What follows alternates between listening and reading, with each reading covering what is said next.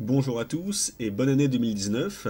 Bienvenue pour cette première vidéo de l'année où on va analyser les différentes cryptos majeures. On va commencer par le Bitcoin en format hebdo, donc un format assez large pour avoir une vision d'ensemble, savoir où on va et ce qu'on peut attendre. Alors, un petit rappel donc, on a cassé ce très fort support des 6000, 5800, 6000. On l'a cassé après des mois et des mois de tests. Donc, le support est cassé, ça devient maintenant une résistance à la hausse.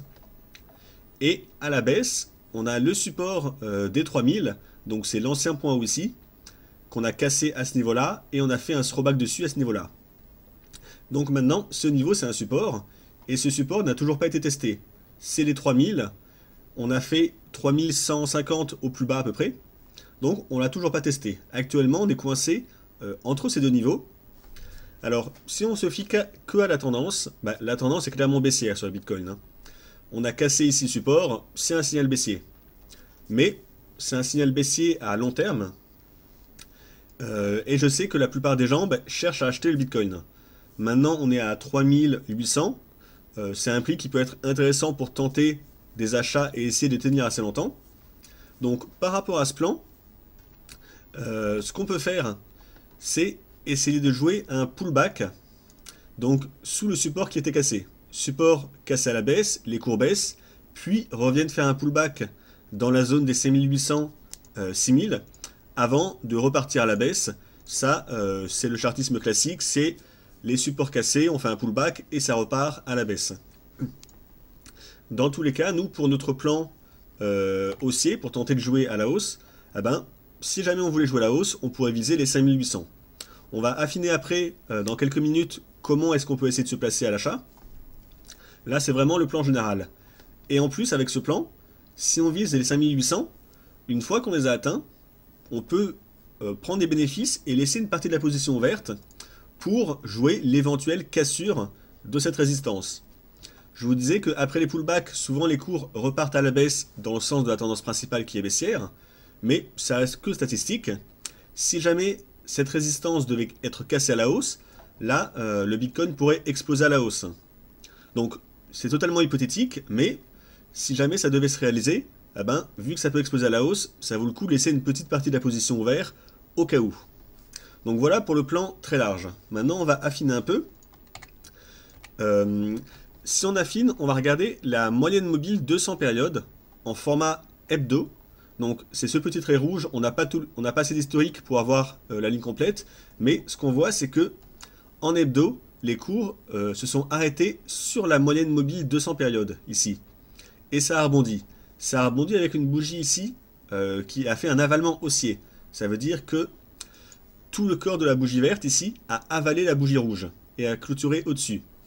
Un avalement haussier avec les chandeliers japonais, c'est des figures de changement de tendance. Donc là, on avait une tendance baissière, ça baisse, ça baisse. On arrive sur le support dynamique de la moyenne mobile de 100 périodes et on a un avalement haussier qui indique un changement de tendance, donc un retour de la hausse. Donc c'est un premier élément haussier.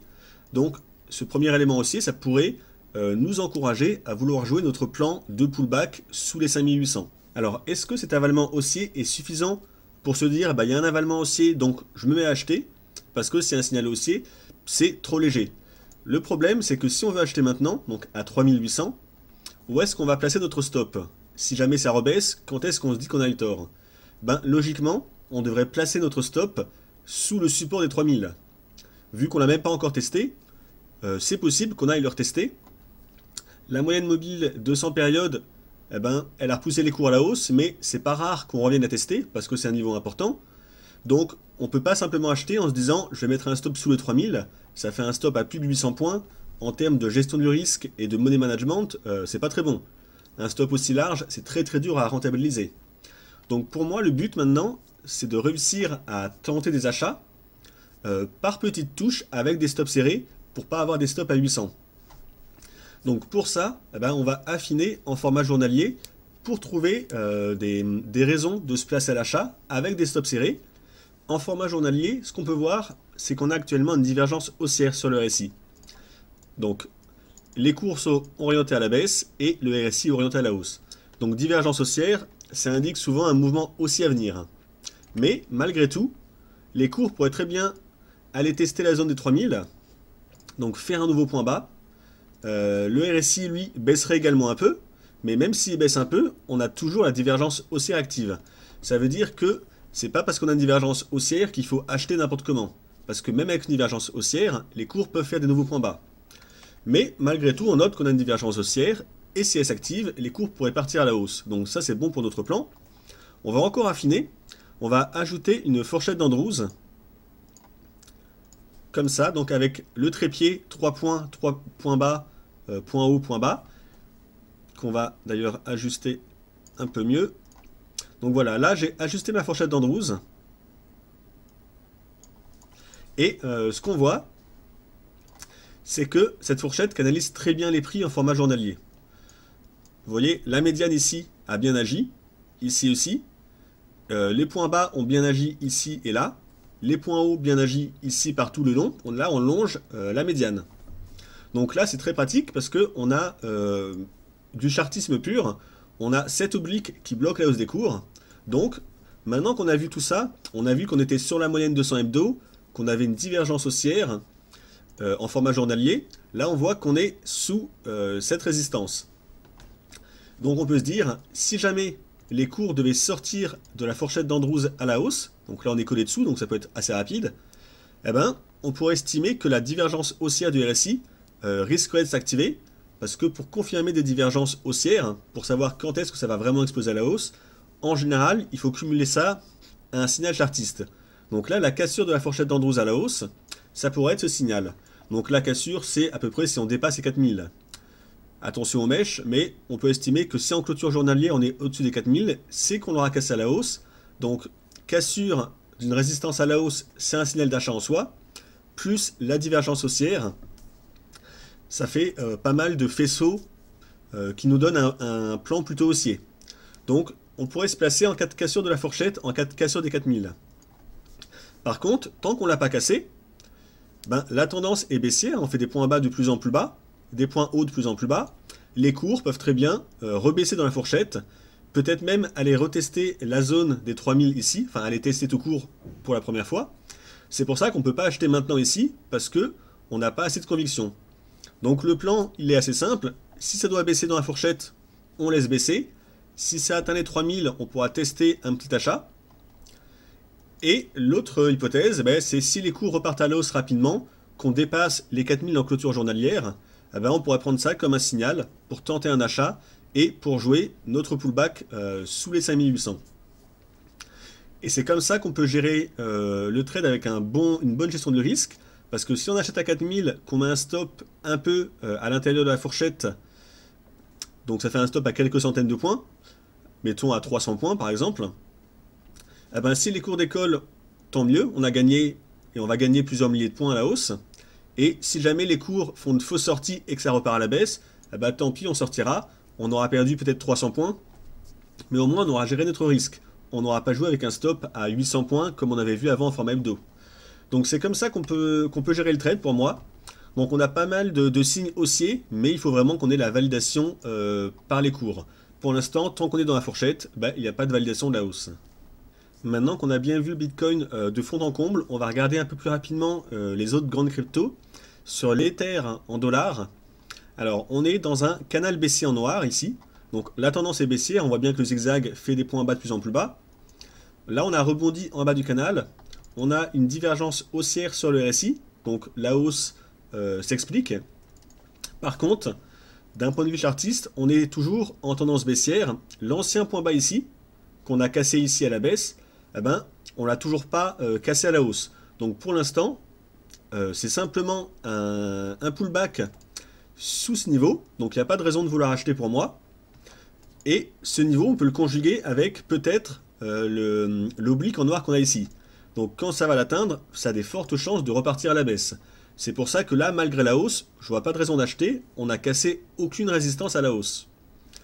Donc pour moi, ce que je veux guetter pour passer à l'achat, eh ben, c'est si on casse cette résistance à la hausse, donc si on redépasse l'ancien point bas vers 170, et l'idéal, ça serait qu'on sorte également du canal baissier à la hausse. Donc c'est à peu près le même niveau, hein. Si jamais les cours devaient continuer à monter et atteindre disons les 185 ici, on pourrait dire on a cassé la résistance à la hausse, on a cassé le canal baissier à la hausse. Là, ça serait un super signal d'achat au-dessus de 185. Est-ce qu'on peut viser à la hausse? Alors là, on va passer en format hebdo pour voir l'objectif. Ben, si jamais on sort du canal à la hausse ici, la prochaine résistance importante, c'est l'ancien point bas ici et les anciens points hauts ici, c'est la zone des 350.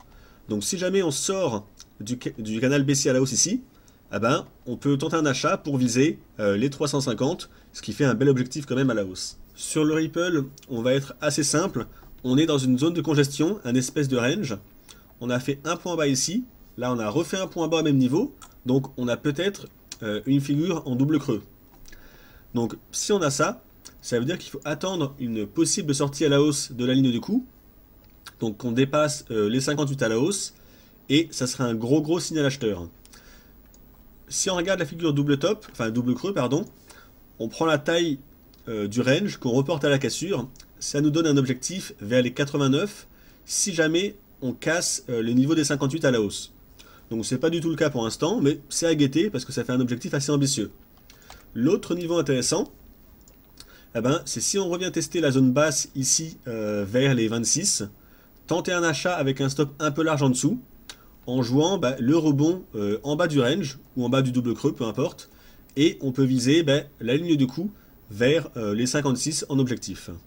Donc voilà pour le Ripple. Là actuellement sur le niveau précis où il est, je trouve pas très intéressant. Il faut attendre soit qu'il baisse plus, soit qu'il casse la ligne de coup à la hausse, et dans ce cas là on pourrait tenter un achat.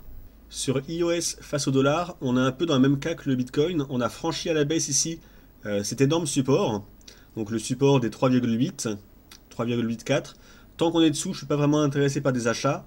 Alors là, on est en format hebdo. C'est possible en journalier de chercher des achats pour jouer le pullback comme sur le Bitcoin. Je ne vais pas refaire la même analyse que le Bitcoin, mais c'est à peu près les mêmes stratégies qu'on peut employer. Dans tous les cas, pour du long terme, pour acheter, j'attendrai que iOS repasse au-dessus des 4,5. Donc qu'il recasse à la hausse cette résistance. Tant qu'il est en dessous, je trouve pas très intéressant pour chercher des achats pour du long terme. Stellar, c'est un peu la même chose. On est sous l'énorme résistance des 0,17. Donc tant qu'on est dessous, pour des achats à long terme, ça ne me plaît pas. Il faut qu'on repasse au-dessus de la résistance des 17 pour vraiment vouloir prendre des achats pour de long terme. Après, en format journalier, c'est peut-être possible d'essayer de jouer le pullback sous la zone. Donc sous la zone ici, sous les 15-16. Mais voilà, là c'est vraiment pour du court terme. Peut-être qu'on peut tracer un espèce de canal comme ça, voilà. Mais voilà, ça m'intéresse moins parce que l'objectif à la hausse est pas très ambitieux. Là, techniquement, si on casse cette oblique à la hausse, on peut tenter un achat pour aller jouer le pullback, donc la zone des 16. Mais ça fait pas un ratio rendement risque hyper intéressant. Donc moi personnellement, j'attendrai plutôt vraiment qu'on repasse au-dessus des 17 pour tenter un achat à long terme. Et pour finir, je vais revenir sur un outil que je vous avais présenté dans une vidéo antérieure. C'est le Diabolobot. Donc c'est un robot de trading qu'on a développé qui va scanner plusieurs centaines de paires sur le marché pour chercher des configurations d'achat. Donc les configurations, c'est un algorithme, c'est une stratégie qu'on a mis au point et qu'on a codé. Et le bot nous propose des trades tous les jours. Donc c'est essentiellement de l'intraday. Donc pour Diabolo, les swings, on analyse à la main et on propose des signaux sur notre Telegram pour les swings, c'est fait manuellement. Mais pour l'intraday, le bot propose des trades en intraday automatiquement. On a eu d'excellents résultats sur la dernière semaine avec les signaux qu'on a proposés. Et là, la prochaine grande étape qu'on est en train de faire, qui arrivera normalement à la fin du mois, c'est de proposer un copy trading de ce bot. Ça veut dire qu'il pourra trader automatiquement pour vous. Vous n'aurez même pas besoin d'être devant votre écran pour prendre les trades. Donc là, on fait un gros backtest sur les X mois précédents pour vraiment avoir un historique pour que ça soit très fiable. Si on regarde un peu ce qu'il a proposé aujourd'hui pour le 2 janvier, donc c'est la colonne signal, il a proposé des achats sur TRX, sur MCO, sur le Dash, donc là c'est pas validé, sur Salt, ONT, Loom, Kills BTC, donc il a proposé pas mal de trades, et si on regarde un peu tous les trades qu'il a proposés ici, que j'ai là, ils sont tous dans le vert. Donc tous les achats proposés normalement sont positifs. Après ça dépend à quelle heure il les a proposés, ça peut varier un peu, mais on voit qu'en règle générale, on a eu des belles hausses sur tous les actifs qu'il a proposés aujourd'hui. Et on a vraiment des bons résultats avec le bot. Donc voilà, c'est le gros projet qu'on a chez Diabolo. D'ici la fin du mois, on espère pouvoir proposer le bot en copy trading pour ceux qui n'ont pas le temps de suivre les signaux et de passer les ordres en temps réel toute la journée. Ça sera vraiment un outil très très pratique.